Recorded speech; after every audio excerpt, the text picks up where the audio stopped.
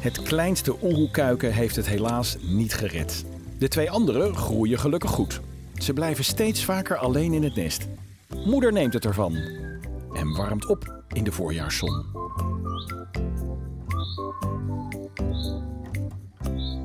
Slecht nieuws bij de steenuilen. Er hadden al lang kuikens moeten zijn.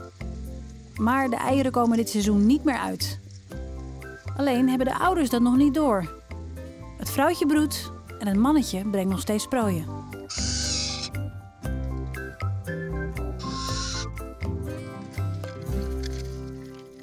Maar gelukkig doen de kauwen ook weer mee bij beleefde lente. Vrouw broedt sinds 2 weken op 4 prachtig blauw gespikkelde eieren. Man zorgt dat ze genoeg te eten krijgt. Binnenkort misschien 4 prachtige kuikens?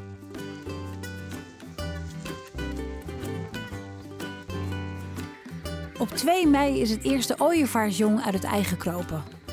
Nog weinig veren, piepklein en onbeholpen. Dus moeder gaat snel weer verder met het warm houden van haar jong en de andere eieren. En bij de koolmees al 6 kuikens. Vader brengt het ene na het andere hapje. De kuikens buitelen nog onhandig over elkaar heen, roepend om eten. De eieren bij de visarend lopen gevaar. 2 kraalogen linksonder in beeld. Het is een steenmarter, hij ruikt de eieren. Vrouw visarend beschermt het nest met haar hele lijf.